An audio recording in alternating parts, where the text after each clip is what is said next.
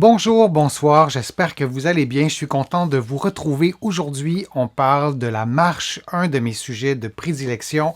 Vous le savez, les conseils que je vous donne aujourd'hui ne remplacent pas les conseils d'un professionnel de la santé et vous allez trouver aussi beaucoup d'informations sur la marche et d'autres sujets.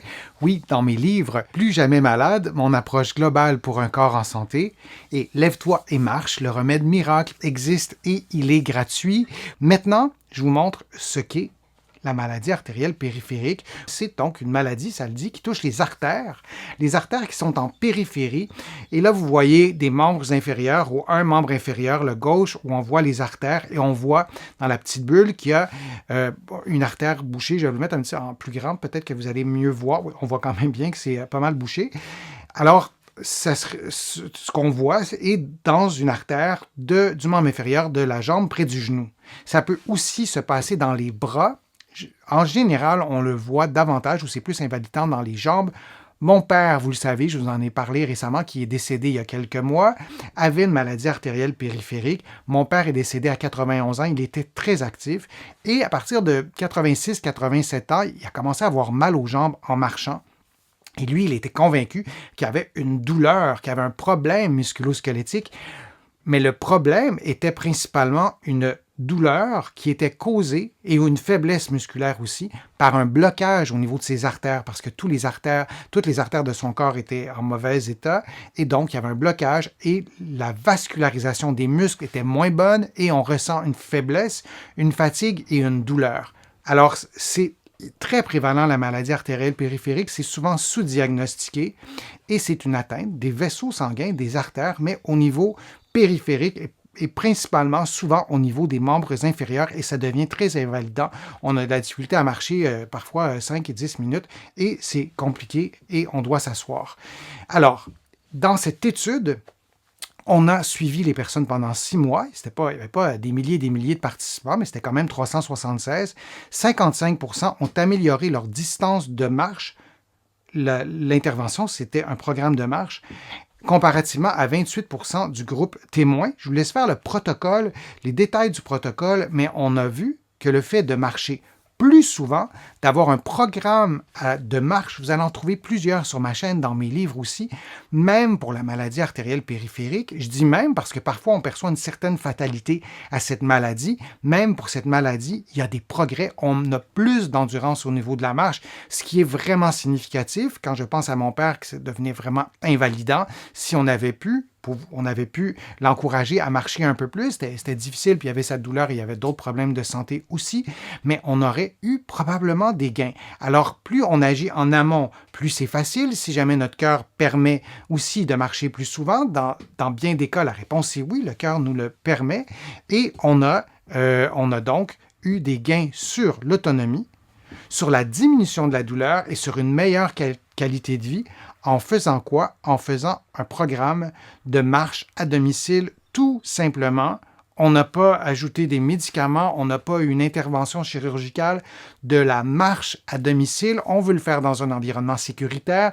Souvent, dans les contextes de maladies artérielles périphériques, les gens sont un peu plus âgés. On veut s'assurer que l'équilibre soit bon. Si vous avez une maladie artérielle périphérique depuis longtemps, peut-être que vous avez perdu de l'équilibre, pas directement à cause de l'atteinte au niveau de vos artères, mais parce que cette atteinte a peut-être réduit votre niveau d'activité, votre force musculaire, votre endurance, et tout ça mis ensemble, peut-être que vous avez de façon secondaire perdu de l'équilibre. Donc, on veut s'assurer que la marche se fait de façon sécuritaire, mais donc un protocole, un programme de marche à domicile permet d'améliorer la condition de vie des personnes qui ont une maladie artérielle périphérique. Tolérance et sécurité, c'était bien important de vérifier tout ça, donc c'était bien toléré.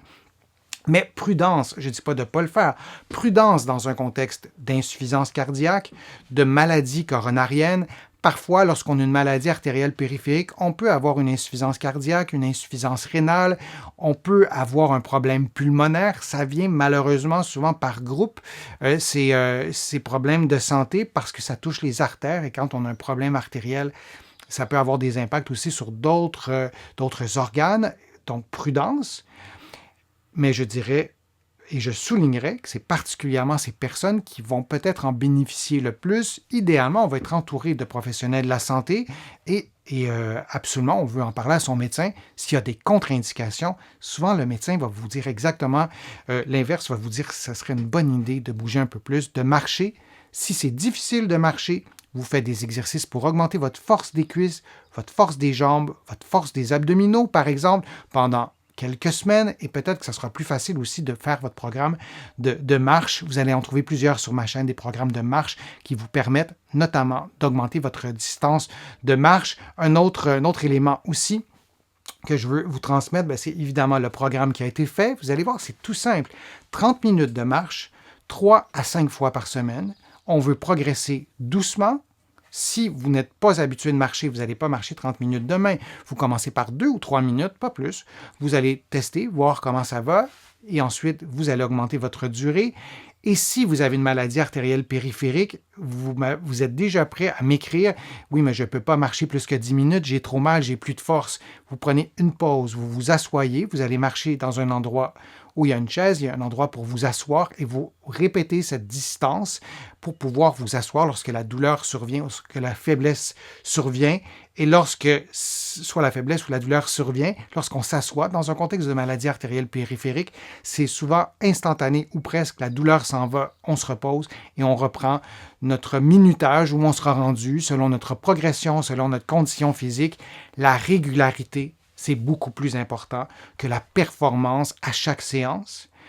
Vous tenez un journal de marche. On n'a pas toujours l'habitude de le faire dans un contexte de maladie artérielle périphérique. C'est tellement important de mesurer, de l'écrire. C'est parfois très motivant. Et si on ne progresse pas, ça permettra d'en parler peut-être à notre professionnel de l'activité physique ou notre professionnel de la santé pour qu'il puisse nous donner des conseils en voyant notre journal. Peut-être que lui ou elle tirera des conclusions et pourra nous aider en changeant peut-être notre stratégie. Alors, les conseils, je vous les ai déjà beaucoup donnés, mais dans un contexte de maladie artérielle périphérique, parfois, on se dit, est-ce qu'il y a une intervention chirurgicale qui pourrait m'aider? Est-ce qu'il y a des choses?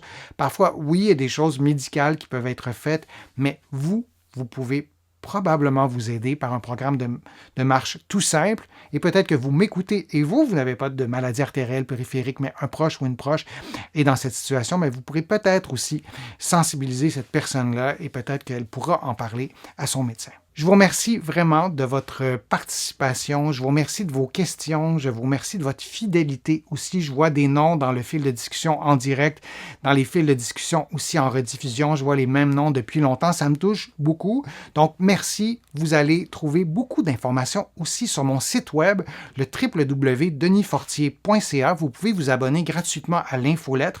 Vous allez recevoir une lettre par semaine, un courriel par semaine. C'est gratuit, évidemment, sur plein de sujets, sur les interventions dans les médias, sur mes livres, tout ça. Et vous allez aussi, bien sûr, trouver beaucoup d'informations dans mes livres que vous allez pouvoir trouver ici au Canada, dans toutes les librairies. Vous pouvez aussi commander ou trouver mes livres aussi de l'autre côté de l'Atlantique, en France, en Belgique, en Suisse et dans d'autres pays européens. Ça me fait vraiment plaisir de vous reparler très régulièrement, de vous présenter mes contenus. Écrivez-moi des suggestions aussi pour de prochaines vidéos. Je vous dis à une prochaine fois, à une prochaine vidéo. À très bientôt.